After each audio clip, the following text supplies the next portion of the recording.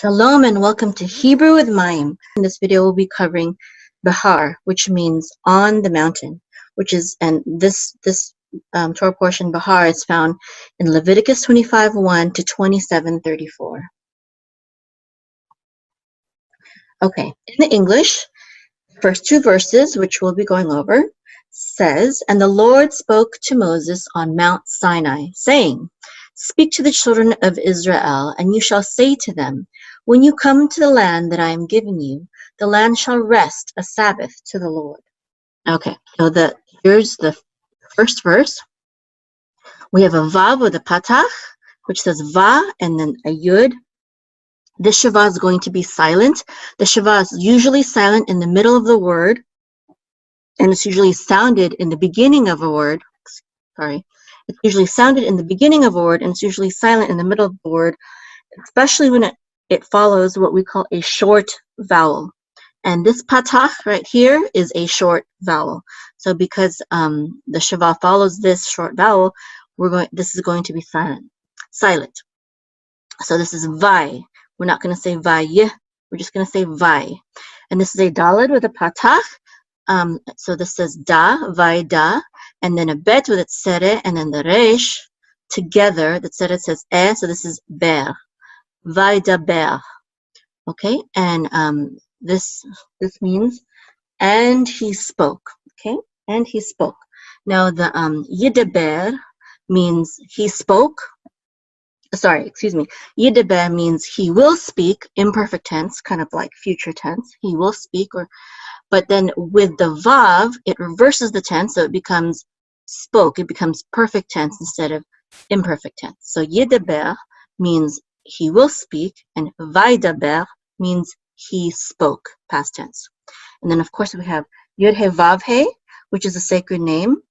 And when reading from a Torah scroll, we would say Adonai here, Adonai, Vaidaber, Adonai.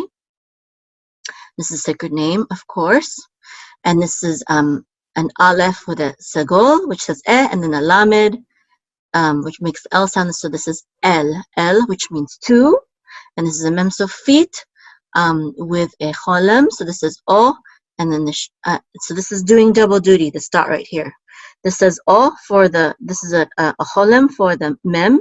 So it says O, and then it's also the marker that this is a shin instead of a sin. So we're going to say sh. And this is a sagol, which says and then the hey is silent. So this is Moshe. And we know that the accent is on the second syllable because of this trope mark right here. So this is Moshe. And then we have and of course this means to Moses, okay? So Adonai, the Lord, spoke to Moses. And then we have a bet here with a shava, which says be. And this means on or in or at, okay? And then we have a hey with a patach, which says ha, and then a resh, and so that completes the syllable. So we say ha, Behar, and this means mountain. So on the mountain, okay? And this is a samech with a chirik, and the yud together will say see, okay? And this is a nun with a patach. With the yud together, we'll say nai, Sinai. And of course, this is Sinai. We say Sinai in English. And then we have a lamed with its tzere, and the aleph together will say le. So the tzere says and then we have a mem with a cholem, which is mo, and then the resh closes the syllable out as mo, lemor. And this means to say or saying. It's the infinitive form of the verb to say. Okay, lemor. So Hashem spoke to Moses on Mount Sinai, saying or to say. And the next verse.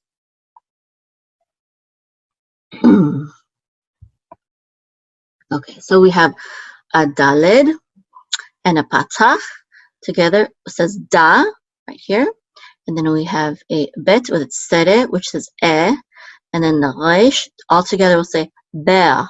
Daber. daber, and this is the command form.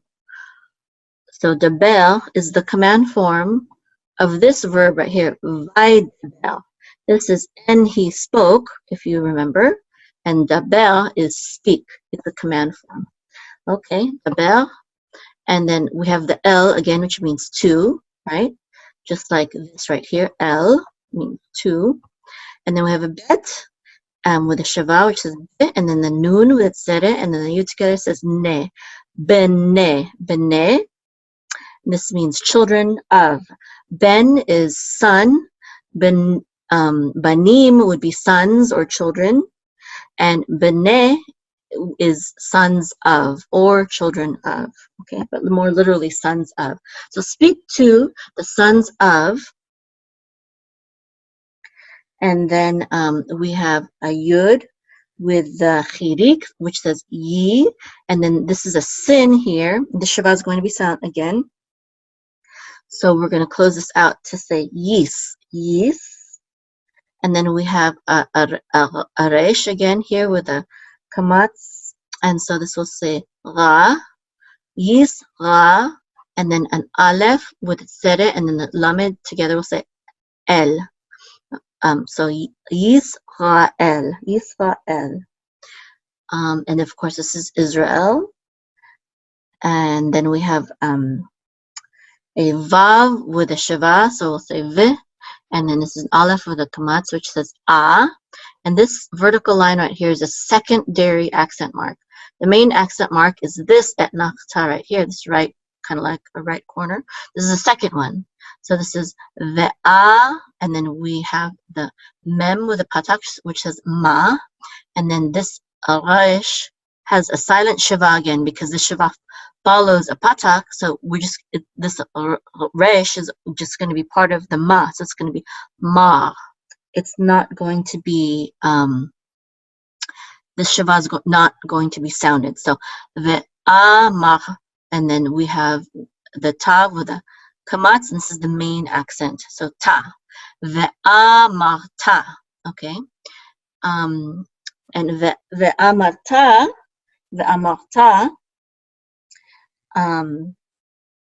is related to the previous verse.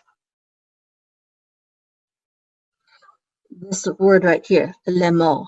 Lemor is the infinitive form of the verb to say. Okay, remember this is speak and this is say. Okay, and when we use this verb say, it's more specific. It's going to actually tell you what the words are that's being said usually.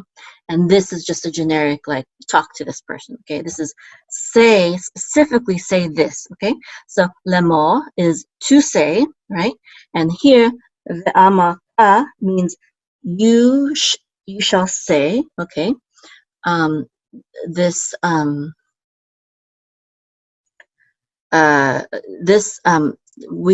root is the aleph mem resh, which you also see here, aleph mem resh, right?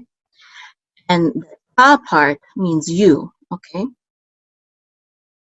And if without the vav, this would actually mean you said, but with the vav, it reverses the tense from perfect to imperfect. From perfect to imperfect, or you might think of it as from past tense to future tense. So it's you shall say, okay?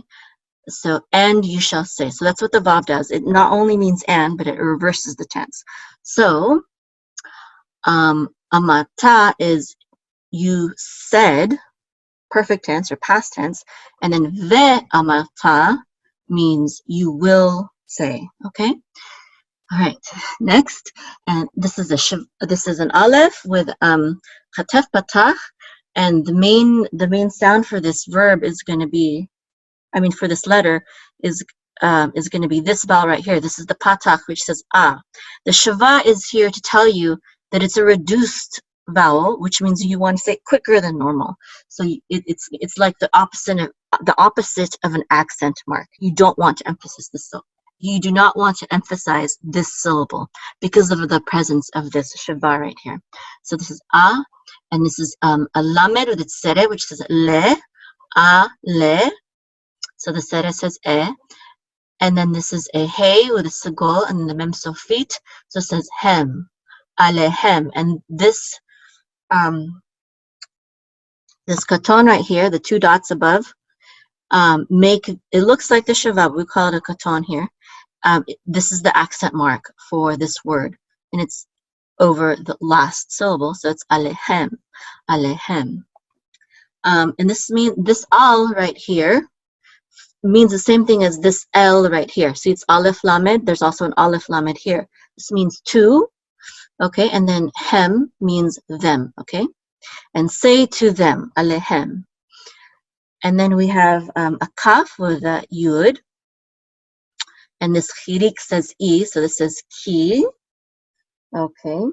So this word ki can mean if or but.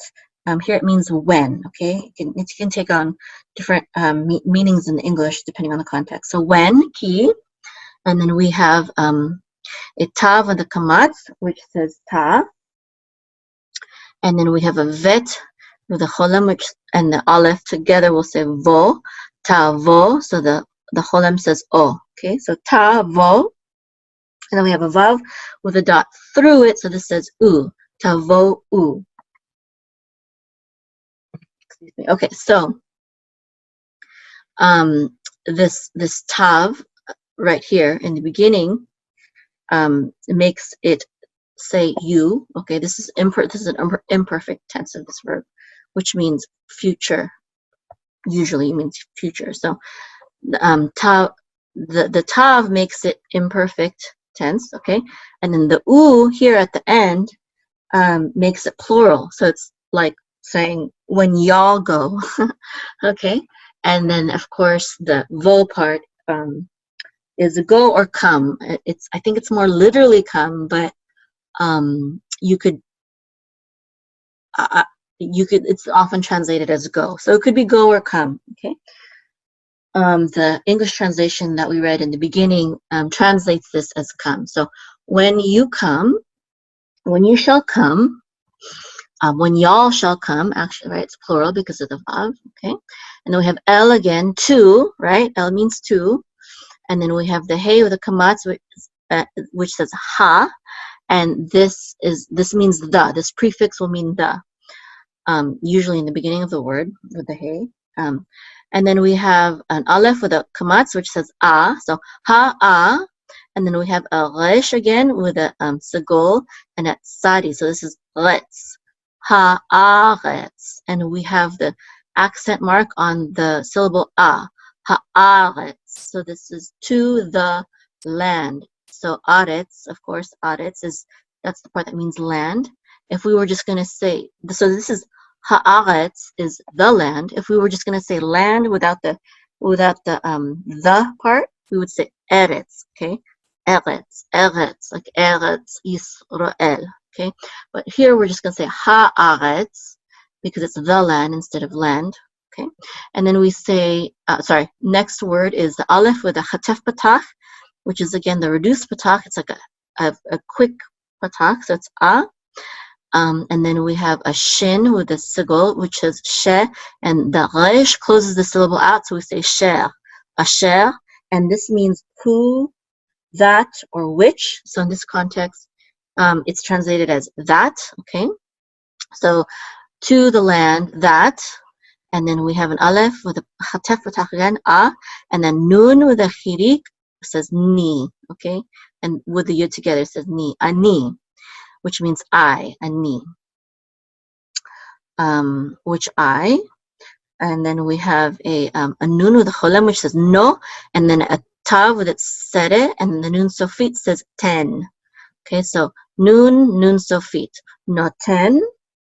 And then this is giving. Okay, I forgot the name of the. I think it's called. It's kind of like present tense, but it's called. I think it's called maybe an active participle or something like that. I forgot the technical term, but it's that I give or am giving. Okay, you can translate it either way. In the translation we read, it's translated as am giving, and this is related to the word Natan or Nathan. So that means he gave, Natan. And so the name Nathaniel is like God gave. Okay. Okay, so noten, this is noten though, that I give or am giving. Okay. And then we have a lamed with a kamatz, which says la, and then a chaf with a sagol, and the mem sofit says chem, lachem, and this means to you, plural, so to y'all, to y'all. Now, and you can compare this. Look, we have hem, which means them, and this is chem with a chaf instead of a hey, lachem, and this means you all. So they're both plural, but this is third person, hem, them, and this is chem, this is second person, you all, you plural all. Okay, lachem. So this means I'm to you. Lachem, la is to, and chem is you, all. Okay, next word. We have the vav with a shava, which says vi, and then we have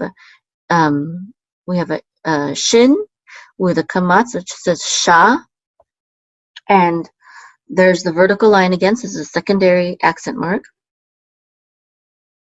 So this is visha, and then the vet. Now, because this sagol follows the kamatz, this is a long vowel, so we're going to sound the shava. It's not going to be silent. So this is veshave, veshave, and this is a tav with a kamatz, and then this is a hey.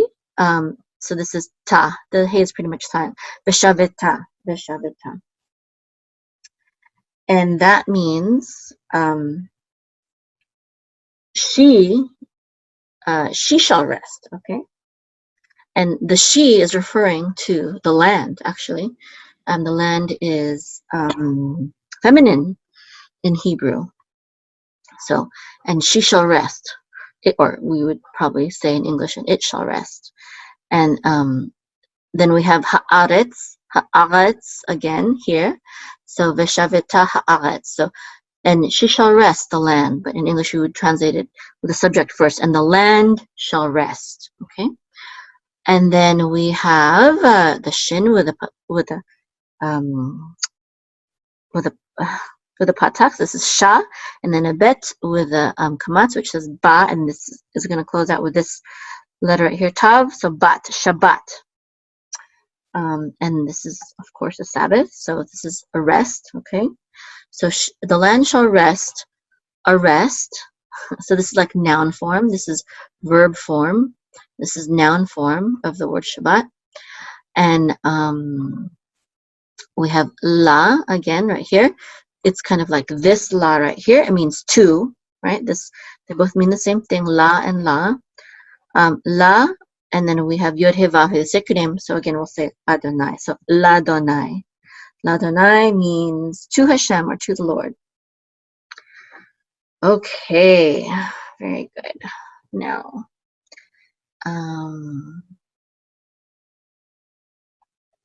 okay. Now we're going to learn a little bit of trope.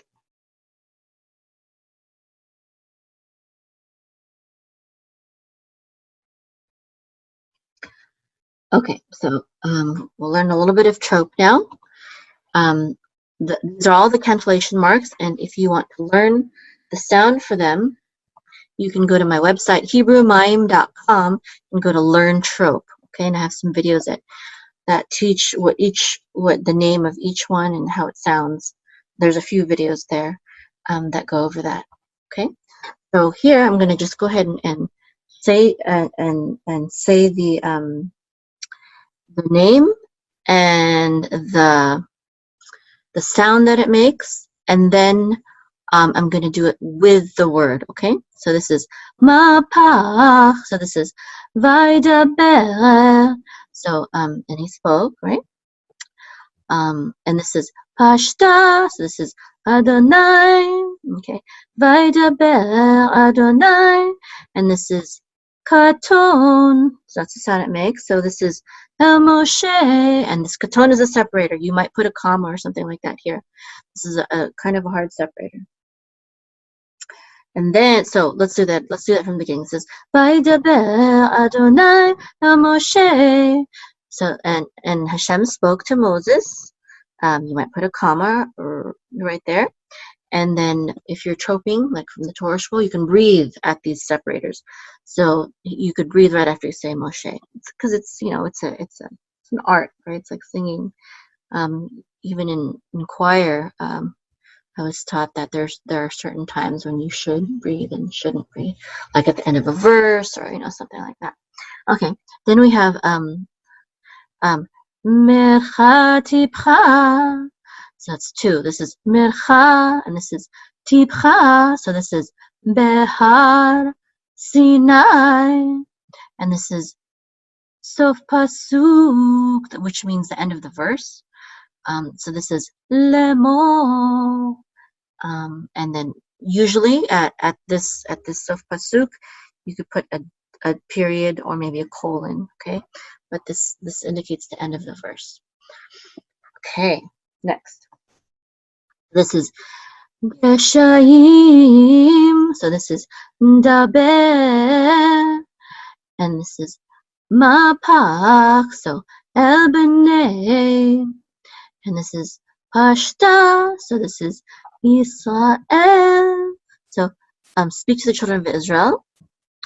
Ve'amata alehem, sorry, Munach, so this is Ve'amata, and this is Katon, so this is Alehem. So this is also separator, but not very hard of a separator.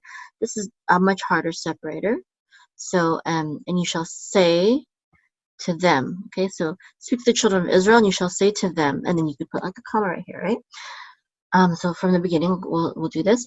Daber el bnei Yisrael ve'amata alehem. So this is now after the comma or a breath, we would start this phrase, and this phrase goes up to right here, because of we know this because of the katon right here. Okay, so this is mapach. So this is ki. When, and then this is pashta. So pashta is always at the end of the word. It's always above the last letter. So if the accent is not on the last syllable, there will be two of these. So it's here. So this means it's a pashta, so we know what the sound is. And then this tells you that that the accent is on this syllable instead of the last syllable. And the reason why that's important is that there's another trope mark called the kadma, and that looks exactly like the pashta, only it's not found at the end of a word. And so if there's only one of these marks in the middle, it's a kadma and has a different sound. But if there's something at the end and also something in the middle, you know that it's a pashta because there's something at the end. Hope that's not too confusing. I don't see a kadma here anywhere, so I really can't show you what I mean. I'm just telling you. Anyways, tavo'u. Okay, that's the accent. Tavo'u. Oh, keep doing that. Okay. And then we say right here is katon. So el haaretz. So when you shall go to the land, comma, maybe. Okay. And then mecha, so this is asher, and this is tibcha, this is ani, and this is munach, so this is noten, and this is etnachta, so this is lachem, so this is another kind of hard separator, okay? So you might put another comma right here. So this is that I am giving to you, okay? You might put a comma right there because of this presence of this etnachta. Okay. Okay, and then we have a a vav right here with which says v, and then we have a shin with a kamatz which says sha. Oh, excuse me. No, I'm doing trope marks right now. Sorry. Okay, so this is munach. So this is vishavita, and this is katon. So this is haaretz, and the land shall rest. Okay, and this is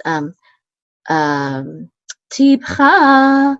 So this is Shabbat, and this is Sof Pasuk. So this is Ladonai. So that's how the end of a verse always sounds like Sof Pasuk, unless it's the very end of the Aliyah. And that if it's the end of the Aliyah, then it has a special sound. But this end of the end of every verse, you can always tell because it has a sound. Sof Pasuk Ladonai. Okay, so the land shall rest a Shabbat. The land shall rest a rest to the Lord.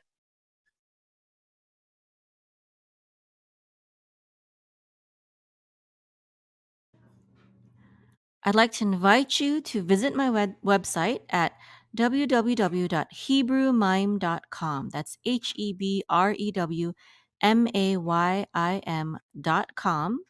And you can click on the button to sign up for free lessons, free Hebrew lessons to your email delivered every week or so. Sometimes I miss a week. Sometimes I'll send more than one email for that week. So again, just visit my website, hebrewmime.com. And I also have special sections here. Not only can you sign up for free Hebrew lessons to your email, but you can also get my playlist to learn the Aleph Bet, even Aleph Bet with Elmo. And I also have a section on learning various Jewish prayers and blessings. I also have you can see all of the Hebrew lessons from Genesis to Deuteronomy. And what else? Oh, I have a section on ancient Hebrew. Learn how to pronounce the Hebrew letters in the ancient Hebrew pronunciation, the ancient Hebrew tongue. I have some lessons on how to trope or chant the Torah, specifically lessons for that. And then I also have links to if you're interested in getting more formal biblical Hebrew lessons or modern Hebrew lessons from a good friend in Israel. So you can check that out as well. So just visit my website at hebrewmime.com. Shalom. Shalom, my name is Mayim, and I'm a naturopathic herbalist and holistic life coach, and I'm the founder of the Aruka Holistic Life Academy. Our students learn how to become effective healers using nutrition, herbs, and other holistic healing methods. I have found that to become a holistic healer, you, number one, don't need to be licensed.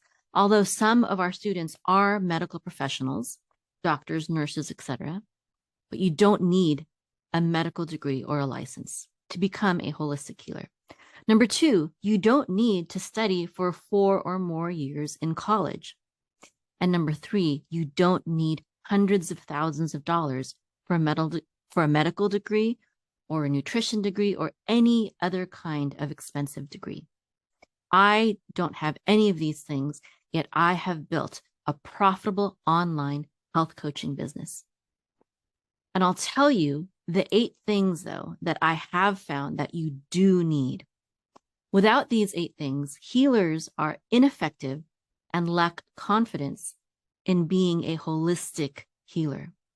And most holistic schools and certification programs don't incorporate all 8 of these secrets, which is why many graduate from them, from nutrition schools or health coaching schools or herbalist schools, etc., feeling inadequate as a healer. So I would like to share with you my secrets on how I became an effective holistic healer and built a profitable online health coaching business. You can become the healer of your home and your community without the need for pharmaceutical drugs with dangerous side effects, hospitals, doctors, or even dentists. You can build a profitable online health coaching business without the need for years of college for an expensive degree. My mission is to show you how.